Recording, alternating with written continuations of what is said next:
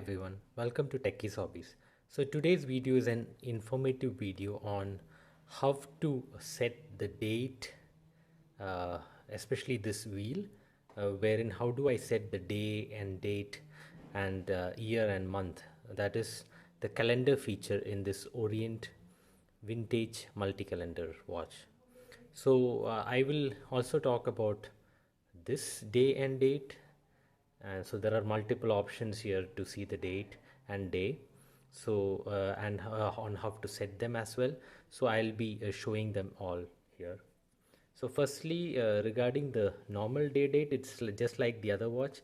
Just pull the crown a little and then you can set the date according to your need.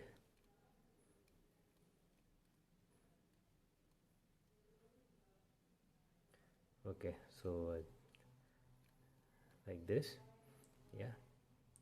And for the day, there is a push button which operates, and you have to push this button and then this changes, the day changes, right? And now regarding this wheel here, so firstly I'll explain how this works.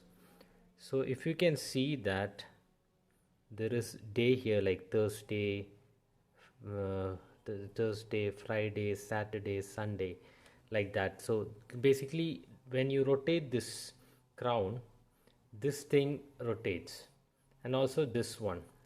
And here is the month, which is in random order, like 10. You can see 1, 10, 5, 8, 2, 6, 9, 4, 7, 12, 3, 11, like that.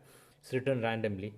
So basically what you have to do is, well, the current month, that is 10 October, and year is 2020, so I'll align 10 and 20 together, and check the day, when the month start, like first, what day it is on first, which is Thursday. So that has to be aligned. Once all this together is aligned, then you can easily read. For example, if we can check that 17th is going to be a Saturday, or let's say 13th is going to be a Tuesday, like that you can easily check this. And this is basically the use of this feature in this watch. And this day and date is also indicative of the current day and date of this month.